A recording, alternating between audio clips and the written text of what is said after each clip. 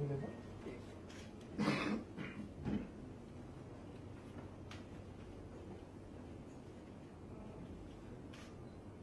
Good morning. Today's press meeting is called to announce the ECB loan which is being raised by Jawaharlal Nehru Port Trust in dollar denomination, and JNPT has signed the facilitation agreement with SBI and DBS, Bank of Singapore. $300 million from SBI and $100 million from DBS. So today we will be exchanging the documents, and Honorable Minister, he initially he suggested that to construct the 42-kilometer 6 and 8 laning of roads connecting Jawaharlal Nehru Port Trust to Mumbai-Pune Expressway and Mumbai-Goa Highway. The work was about 3,000 crores worth, and if we go to market for infrastructure loan, it costs around 11 to 12%. And since JNPT is correcting in dollar denomination, he suggested that why not to go for dollar denomination loan, and we started the process, took the approval from RBI, and finally we got the loan approved at LIBOR plus LIBOR hedging, 3.15% interest, so which is one of the cheapest in the port sector infrastructure development. And this is the history that in any port of Government of India, or rather major ports of India, this is the first time that we are raising $400 million, and today we will be exchanging the documents. I would request Honorable Minister for Shipping, Gadkari Sahab, to address the press about his idea. हमारे देश में जो सरकारी port है, companies है, इनके कोई भी इंफ्रास्ट्रक्चर के काम के लिए हिंदुस्तानी बैंकों से लोन लेना ये स्वाभाविक प्रक्रिया है, और इसलिए हमने जो 8 लेन का रोड पनवेल टू JNPT बनाने का निर्णय किया था, उसके लिए भारतीय बैंक ने 11% इंटरेस्ट से 3,000 करोड़ का रोड हमारे लिए मंजूर किया था। ये 3,000 करोड़ रुपए अगर हम उनसे लेते हैं तो हमको उनको 11% इंटरेस्ट देना पड़ता है। बाद में हमने ये तय किया कि हमारे पोर्ट में हम लोग कुछ इनकम हमारा ऐसा है जो डॉलर में होता है, टर्नओवर डॉलर में होता है, क्योंकि जो फॉरेन शिप्स आती है, फॉरेन फ्लैग की शिप जो आती है, उनकी जो फीस है वो हमारे पोर्ट में डॉलर में जमा होती है। तो हमारे पास 12 मेजर पोर्ट और shipping corporation of India, dredging corporation of India और कोचीन शिपयार्ड, इनका भी थोड़ा बहुत एक्सपोर्ट होता है, तो स्वाभाविक रूप से वो टर्नओवर डॉलर में होता है। तो जो डॉलर में लोन है उसका ब्याज का इंटरेस्ट कम है। जैसे हमारे को ये लोन जो पड़ा है ये 3.15% में पड़ा है, वो भी उसका जो लेबर रेट है उसको हमने हेजिंग किया इसलिए, अदरवाइज वो 2.025 में था। अब ये मैं तो इस मत कहूँ कि ये लेबर को भी हेजिंग करने की जरूरत नहीं है, पर थोड़ा सरकार में होने के कारण उसको लेबर को भी हेजिंग किया है, तो इसलिए ये रेट जो है ये 3% के ऊपर मिला, इससे भी कम हो सकता है। और हमारे पास ऐसा जो टर्नओवर है वो 4,000 करोड़ रुपए साल का टर्नओवर डॉलर में है। तो हम लोगों ने ये तय किया है कि हमारे जो प्रोजेक्ट्स हैं पोर्ट में और विशेष रूप से इनलैंड वाटरवेज में, ये प्रोजेक्ट जब हम लोग कोई कॉन्ट्रैक्टर आएगा और वो अगर 11% से इंटरेस्ट से पैसा लेगा तो प्रोजेक्ट की कॉस्ट ज़्यादा बढ़ेगी, प्रोजेक्ट इकोनॉमिकली वायबल होने में अड़चने आएगी। पर जैसे यही कॉस्ट अगर हमने कम की, ये अगर डॉलर के इसमें अगर लोन लिया जिसको हमको हेजिंग करने की जरूरत नहीं, तो 3% तक आएगी। तो ये जो करीब 8% का इंटरेस्ट कॉस्ट जो सेविंग होता है, उसके कारण अनेक जगह पर प्रोजेक्ट जो इकोनॉमिकली वायबल भी नहीं होगा वो वायबल होगा। तो प्रोजेक्ट में हमको ये करना है कि कॉस्ट ऑफ कंस्ट्रक्शन को कम करना, बेस्ट इफिशिएंट टेक्नोलॉजी को यूज करना, इंटरेस्ट कॉस्ट को कम करना, और कुछ जगह पर लैंड एक्विजिशन कॉस्ट है तो वो तो आज के नए कानून से हमको देनी पड़ेगी। तो हम लोग इफिशिएंसी बढ़ाने के लिए मैकेनाइजेशन, मॉडर्नाइजेशन, कंप्यूटराइजेशन, इसके साथ साथ रोड कंस्ट्रक्शन, और पोर्ट में हम लोग अभी तक 70,000 करोड़ के काम हमने शुरू किया है। ये कुछ काम पीपीपी में है, कुछ काम बीओटी के बेसिस पर है, कुछ एनयूटी के बेसिस पर है, पर अब कुछ काम ऐसे जो इकोनॉमिकली नॉन वायबल है, उसके लिए हो नहीं सकते।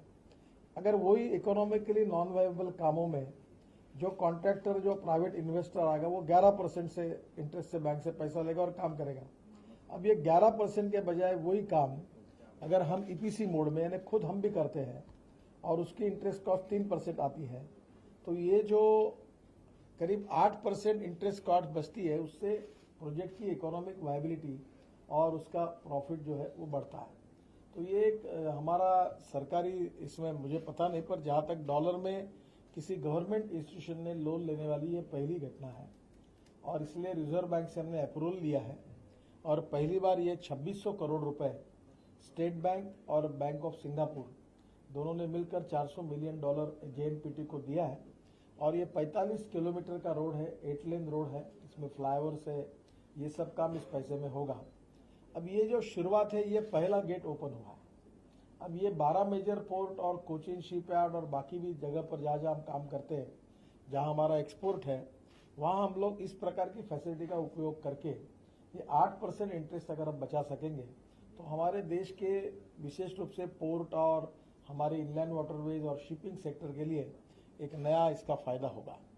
और इसलिए सरकार में हम लोग अभी ये सोच रहे हैं कि हमारे पोर्ट की फाइनेंशियल स्ट्रेंथ का उपयोग करके हम लोग इनलैंड वाटरवेज में जाएं, क्योंकि अभी 111 नदियों को हमने इनलैंड वाटरवेज में कन्वर्ट करने का निर्णय किया है, और ये करीब जो किलोमीटर में आएगा, अप्रोक्सीमेटली 20,000 किलोमीटर की ये रिवर लेंथ है।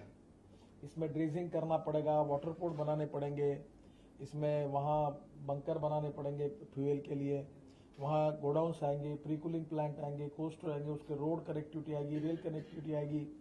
तो ये सब करने के लिए एक पैसा लगेगा। अब ये गंगा में जैसे आपने देखा होगा कि हमने कुछ दिन पहले एक बार्ज में मारुति की गाड़ी हमसे एग्रीमेंट करके अब वहाँ से आसाम और बंगाल के लिए हमने गाड़ियाँ भेजी है। इससे वो 1600-1700 किलोमीटर अगर जाएंगे पानी पर, तो रोड की तुलना में कॉस्ट कम हो जाएगी, तो गाड़ी की कीमत 3 से 4 हज़ार रुपये तक कम हो सकती है।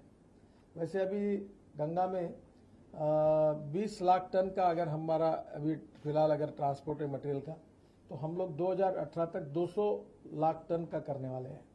इतना रोड से ट्रैफिक कम होगा और पानी से जाएगा, और पानी से जाएगा तो इसमें इकोनॉमिक वायबिलिटी है। तो इकोनॉमिक वायबिलिटी होने के कारण इसमें देश का कॉस्ट इफेक्टिव है, इंपोर्ट सब्स्टिट्यूट है, क्योंकि डीजल बचेगा और पोल्यूशन फ्री। तो स्वाभाविक रूप से ये सब इंफ्रास्ट्रक्चर खड़ा करने के लिए आज के ये एग्रीमेंट के कारण हमको अब इसके बाद हमारे डॉलर टर्नओवर का उपयोग करके 3% से, उससे कम ज़्यादा भी हो सकता है, पर पैसा डॉलर में खड़ा करने का एक पहला उपक्रम हमने प्रयोग किया, जो 2600 करोड़ का आज जेएनपीटी में पहला हुआ है सक्सेस रूप में। आज उसका एग्रीमेंट दोनों जेएनपीटी चेयरमैन यहाँ है, और स्टेट बैंक और बैंक ऑफ सिंगापुर दोनों ने हमको ये 400 मिलियन डॉलर का कर्जा दिया है, जो 2600 करोड़ है। तो इसकी शुरुआत हुई है। तो ये एक नए प्रकार की शुरुआत है हमारे सेक्टर में, और मुझे ऐसा लगता है कि गवर्नमेंट में पहली बार किसी सरकारी कंपनी ने इस प्रकार का लोन लेने की शायद ये पहली घटना है। तो ये हमारे विकास के लिए एक नया डेवलपमेंट का एक नया दरवाजा इसके कारण ओपन हुआ है, और इसलिए इसकी शुरुआत आज हुई है दोनों बैंकों के बीच में और जेएनपीटी के बीच में आज ये करार होगा। और इसलिए आपके लिए ये जानकारी आर्थिक क्षेत्र के लिए बहुत महत्वपूर्ण है। अब इसी का उपयोग करके कम से कम एक बात निश्चित है कि हम 50,000 करोड़ रुपए का कर्जा आप डॉलर में ले सकते हैं। तो हमारा हर पोर्ट में, जैसे पारादीप में हम लोग 4,000 करोड़ का काम कर रहे हैं, अलग अलग जगह पर इनलैंड वाटरवेज कुछ हम लोग पोर्ट में एक सब्सिडरी कंपनी तैयार करेंगे पोर्ट में, और उनको रिवर्स के काम देंगे। तो धीरे धीरे पोर्ट अपने फाइनेंशियल स्ट्रेंथ पर जो कर्जा खड़ा करेगा वो 3% इंटरेस्ट का होगा, और 11 के बजाय 3 लगने के कारण जो नॉन वायबल प्रोजेक्ट है वो वायबल होंगे, और उसके कारण हम अनेक प्रोजेक्ट कर पाएंगे, जो उसके कारण पोर्ट का मॉडर्नाइजेशन, मैकेनाइजेशन, कंप्यूटराइजेशन सब हो जाएगा। तो ये एक अच्छी शुरुआत हुई है, और इसलिए मैं विशेष रूप से जेएनपीटी चेयरमैन का और उनके सहयोगी का अभिनंदन करता हूं। और स्टेट बैंक ऑफ इंडिया और बैंक ऑफ सिंगापुर ने इसमें पहली बार हमको ये लोन दिया है, उनको भी धन्यवाद देता हूँ। अब ये डॉक्यूमेंट एक्सचेंज करेंगे और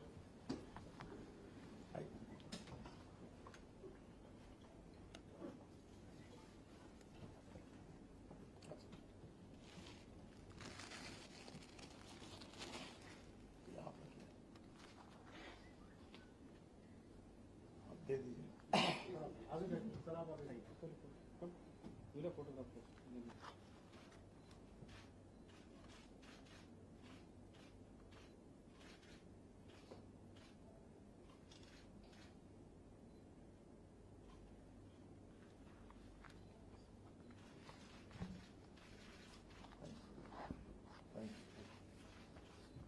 आपको कुछ पूछना है? सर ये कितने साल के लिए लोन और जो नॉन लेबर पोर्शन है वो फ्लोटिंग है या फिक्स रेट है? So the loan, door-to-door tenure of the loan is 7.5 years, with an average maturity of slightly more than 5 years. The spread is fixed over the tenure of the loan. That is rate is fix. इसमें हाँ, spread 2.025 जो sir ने जो बोले हैं, that is fixed. LIBOR of course is floating, for which we are going to take an hedge on that part. As a labour part. You will take hedge 2.25 is fixed Fixed, yeah. for the 7 years Yes. whatever 7.5 period. years. That's इसमें देखिए ये 45 kilometre का जो road है, इसमें पूरा toll मिलेगा। और अभी हम लोग टोल में ये भी कर रहे हैं कि हमने फास्ट ट्रैक शुरू किया है। तो ये टोल नाका जो है, ये हम लोग वहाँ के जो विशेष रूप से वहाँ के स्थानिक लोग हैं उनको छोड़ देंगे। और हाँ, अभी टोल बंद कर देंगे पूरा। और वो कंटेनर जो आएंगे हमारे अंदर में, उन्हीं के ऊपर एक पैसा लेके वो वसूल करके वो There will not be a toll for the common on the road. No, no, for even trucks, we will be collecting on a container. Container. It will be toll-free actually road. पर container हमको वो पैसा मिलेगा, तो हम toll रहेगा ही नहीं। Otherwise, there is no use because if there is a toll gate, again there will be traffic congestion. पर ये टोल कंटेनर पर भी जो मिलेगा, इतने कंटेनर हैं इनके कि ये हर साल 1 करोड़ कंटेनर का इनका बराबर है ना, 45 लाख कंटेनर अभी बढ़ने वाली है कैपेसिटी, Capacity क्योंकि तो 1 1 करोड़ कंटेनर की। अब 45 लाख कंटेनर में पर कंटेनर जो है वो लगाएंगे, तो ये इनका कर्जा 5-6 साल में तुरंत वापस हो जाएगा। तो ये फिर से कोई ऐसा लायबिलिटी वाला नहीं कि जो पोर्ट पे लगेगा। अच्छा, इसका इंटरेस्ट कम होने के कारण जो कर्जा वापस करने के लिए 9-10 साल लगेंगे, वो 5-7 साल में हो जाएगा। That is the advantage. आपने मेंशन किया 50,000 करोड़, ये बिगिनिंग है और हम 50,000 करोड़ नहीं, बिगिनिंग नहीं है। मैंने जो लीवरेज है हमको, जैसे अभी पारादीप पोर्ट में डॉलर में टर्नओवर कितना है, फिर जेएनपीटी में कितना है, बीपीटी में कितना है, तो ये सब अप्रोक्सीमेटली एकदम नहीं है, पर ज्यादा ही है, पर मिनिमम 4,000 करोड़ है। बाद में हमारी शिपिंग कॉर्पोरेशन ऑफ इंडिया जो है, उसका भी टर्नओवर काफी डॉलर है, पर वो डॉलर में शिप लेती है, कर्जा लेती है बाहर से, तो उनका तो उनके लिए होता है। पर ये Cochin ship yard, dredging corporation और ये 12 मेजर पोर्ट, ये 14 ऑर्गेनाइजेशन है। तो इसमें अभी ये दरवाजा खुल गया है कि ये 14 ऑर्गेनाइजेशन अपने डॉलर टर्नओवर का उपयोग करके ये डॉलर में लोन लेकर ये अपने इंटरेस्ट कॉस्ट को बचा सकते हैं। अभी इनलैंड वाटरवेज को हम लोग चाहते हैं कि भाई कुछ इनलैंड वाटरवेज हमारे हर पोर्ट को हम लोग उस राज्य की, जैसे महाराष्ट्र में जेएनपीटी है, तो महाराष्ट्र की 8-10 नदियां जो है वो काम जेएनपीटी अपनी सब्सिडी कंपनी खोल के करे और उसके लिए डॉलर में कर्जा ले। अब उसमें और एक है, जैसे बंकिंगहम कैनाल का भी हम कर रहे हैं कि हम लोग वो डॉलर में भी कर्जा लेंगे और उसमें भी वो बीओटी पे करेंगे। यानी हम ईपीसी में कुछ करेंगे, कुछ काम बीओटी में, क्रेन वाला काम है वो बीओटी में देंगे। ऐसा करके ये 50,000 करोड़ के काम के लिए हम लोग और 50,000 करोड़ का ऊपर का करके 1 लाख करोड़ की पब्लिक प्राइवेट इन्वेस्टमेंट लाकर इस प्रोजेक्ट में करके धीरे धीरे ये सब काम कर पाएंगे। जहां जरूरी है वहां हम लोग हमारे इसमें कॉन्ट्रैक्ट देकर डॉलर में कर लेंगे। जहां फिर क्रेन देनी है, कुछ देनी है, तो वो प्राइवेट ऑपरेटर को देकर उसके तरफ से करा लेंगे। फिर गोडाउन्स बनाना है तो प्राइवेट वालों को जगह देंगे, वो अपने पैसे से बनाएंगे, इन्वेस्टमेंट लाएंगे। कोई इंडस्ट्रियल क्लस्टर है तो वो अपने पैसे से बनाएंगे, तो रोड केवल हम बनाएंगे। तो ये धीरे धीरे इसमें इस प्रकार के मॉडल में जो हमारी इन्वेस्टमेंट है वो काफी बड़े पैमाने पर आएगी, जिसके नए रोजगार का निर्माण होगा। ठीक है, थैंक यू।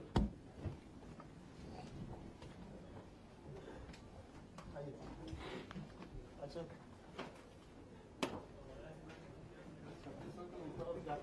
लगे तो आप देंगे नहीं? We had a 900 million sanction. Against 400 million. अच्छा, 900 million सैंक्शन। Sanction against आप 400. सब पुल वगैरह बना लो पूरे।